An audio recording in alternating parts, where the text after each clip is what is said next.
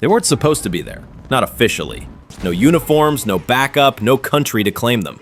On the night of September 11th, 2012, 6 former elite soldiers found themselves in a place forgotten by the very nation they once served. Benghazi, Libya, a city ruled by chaos, crawling with militias, and fueled by hatred. Inside a secret CIA outpost, under the cover of darkness, bullets began to fly. And for the next 13 hours, the world would hear nothing. No headlines, no rescue. Just the sound of men fighting for their lives. Alone.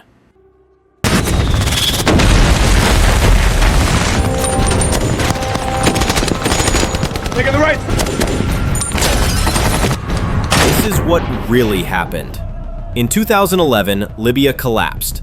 Muammar Gaddafi, dictator for 42 years, was hunted down and killed in the streets.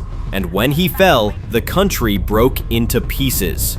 The army dissolved, the police vanished, and in the silence that followed, warlords and militias rose from the shadows. This is the true story. Jack Silva didn't come to Benghazi looking for glory. Benghazi is a war zone pretending to be a city. Guns are traded in daylight, militias walk freely, and the streets whisper death. Good to see you, brother. Good to be back. Jack is driven past charred buildings, only warnings.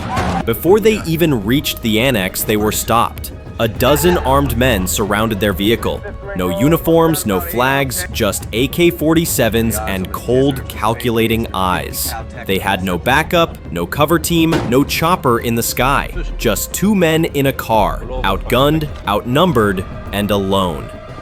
Your home, your family, gone. Give the order to let us through. No? Roan spoke calmly, firm. He told them, and after minutes that felt like hours, the barrel of a rifle dropped. The crowd parted, and the shadows let them pass. But inside, every man knew that was just the beginning. When Jack entered the CIA annex, their mission was simple: protect the CIA personnel. Only the CIA. They were there to protect secrets, not to make headlines.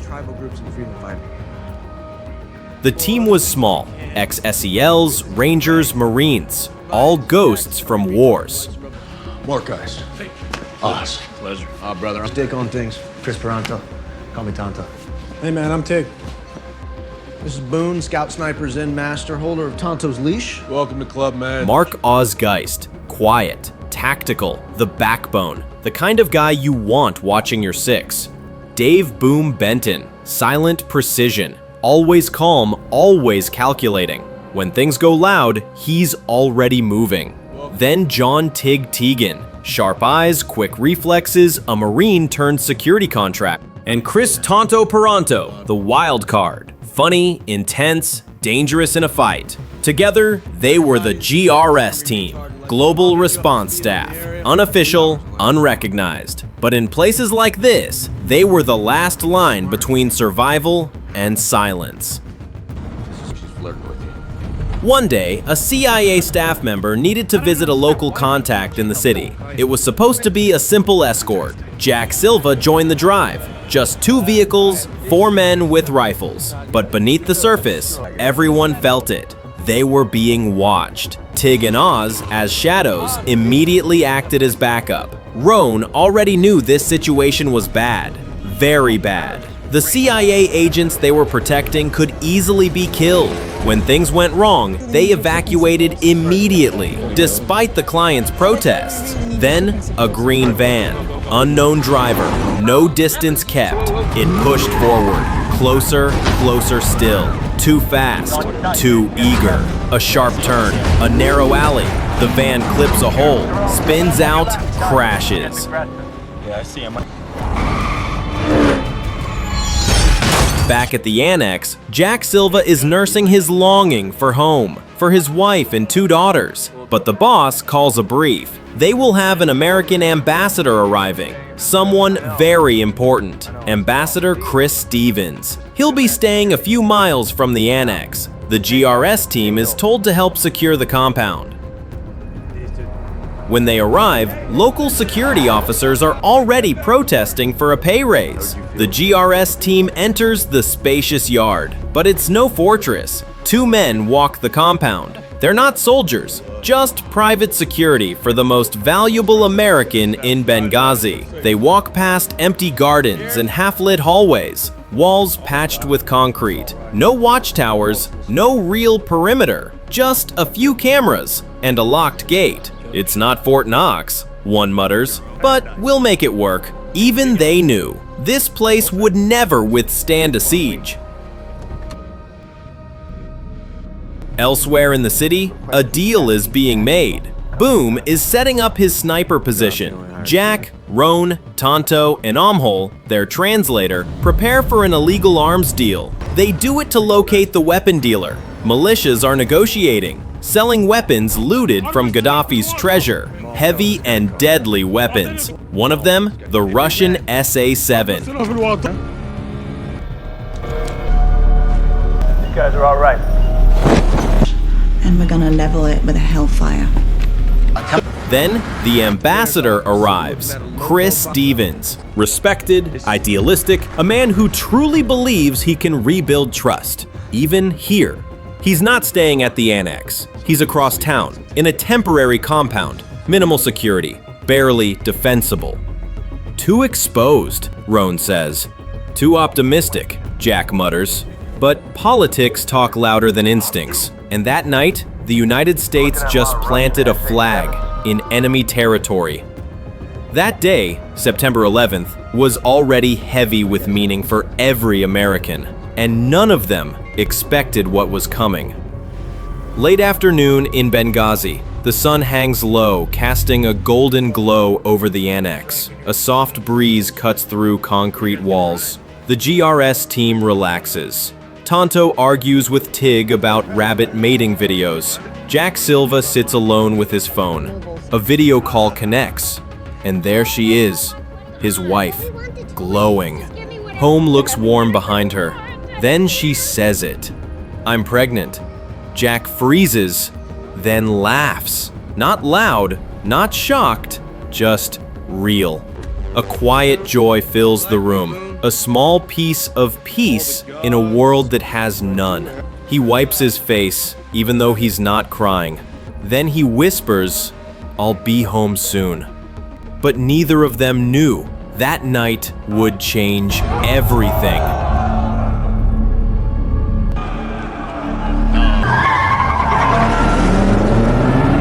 At the front gate? A single RPG screams out of the dark. Boom! The front gate erupts in dust and flame. Floodlights explode.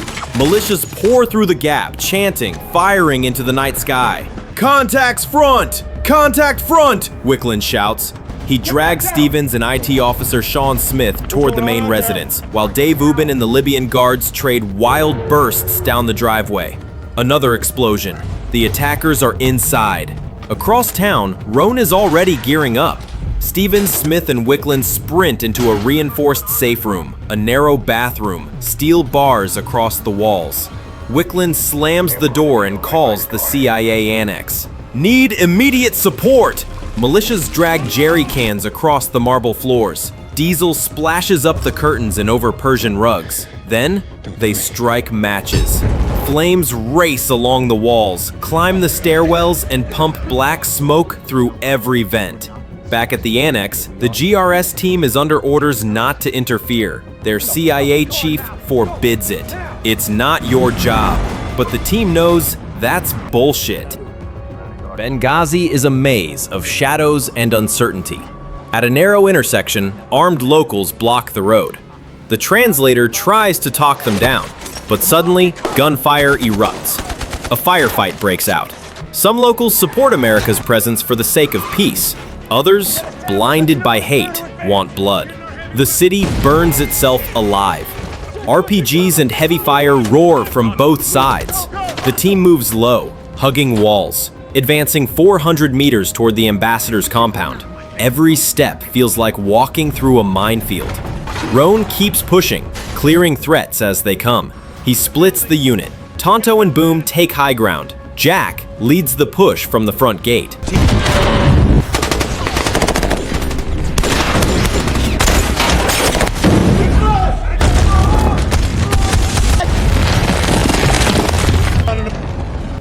The consulate is burning fast. Time is running out. Chris Stevens is still missing.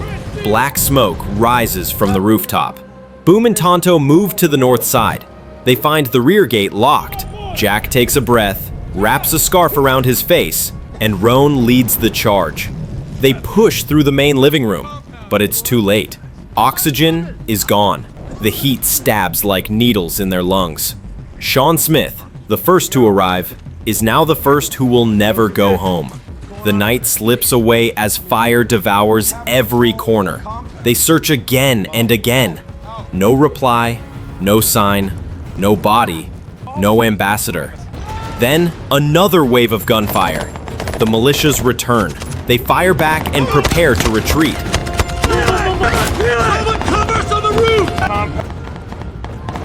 Scott Wicklund sits behind the wheel, hands shaking, face blackened with ash and blood.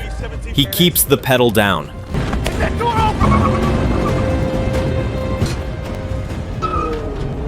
Jack, Roan, and the team were driving in separate cars, taking different routes. Meanwhile, Scott Wicklund's vehicle went through an area controlled by anti-American militias, which made them an easy target. AK-47 rounds tore through the air, smashing into the car. Even an assault vehicle joined the attack, but somehow they made it out alive. Don't stop, we're almost there. An RPG misses by inches. They race through the dark toward the only safe place left, the annex. When they finally arrive, the car's tires are shredded. The engine dies, but their hearts don't. They're home, at the last stronghold. Glenn Ty Doherty, stationed in Tripoli, flies in immediately to help. CIA staff begin burning classified files.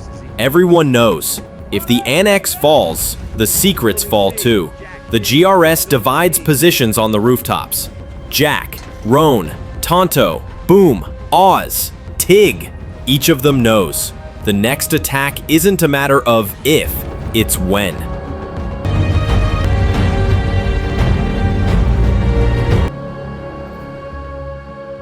Midnight. The annex is quiet, too quiet. Then movement, shadows among ruins, dozens, maybe more. Their numbers continue to increase, clearly seen through night vision optics. All units are in position, aware of the threat creeping closer from the darkness beyond. Then, boom. A blinding flash rips through the night. Grenades explode, gunfire erupts. The compound is instantly swallowed by chaos. The attack doesn't come randomly. It comes from every direction, coordinated, calculated, deadly. These aren't protesters. They're trained fighters, moving with intent, using the darkness as cover. The GRS operators snap into motion. No panic, no shouting. They return fire with precision. Short bursts, controlled breathing, disciplined movements. Each man knows his sector. Each man trusts the others with his life.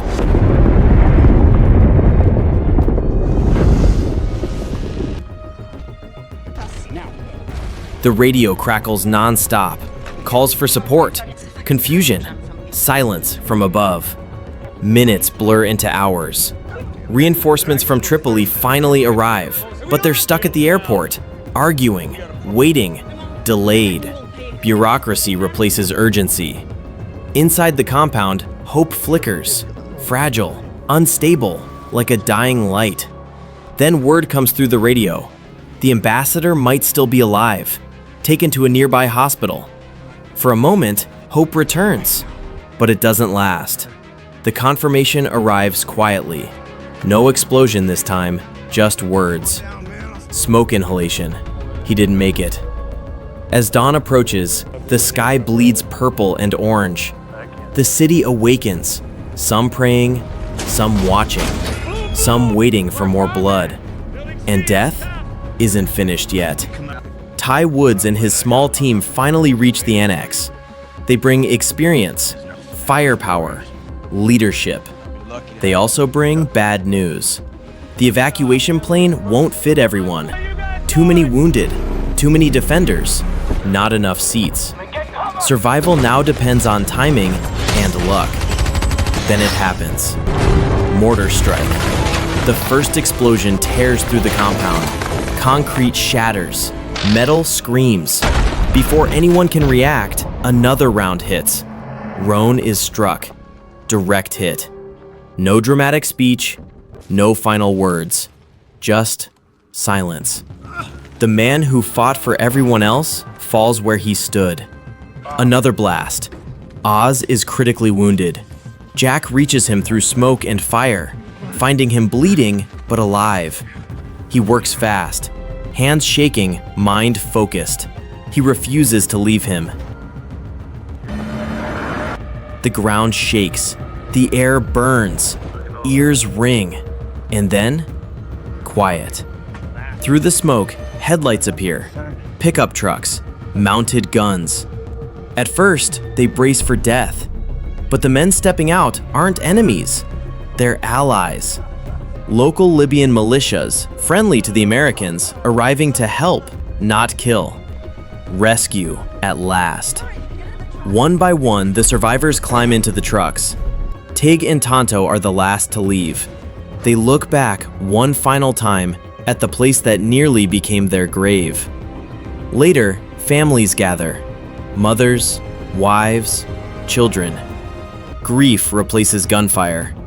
The cost of war is paid once again, not by politicians, but by those who stood on the front line. 13 Hours isn't just a story about tactics and gunfights. It's about brotherhood, sacrifice, ordinary men doing extraordinary things. Behind every geopolitical headline are real people, fighting, bleeding, dying. The legacy of Roan, Ty, and all who fought in Benghazi remains, a brutal, bittersweet reminder of the true cost of freedom.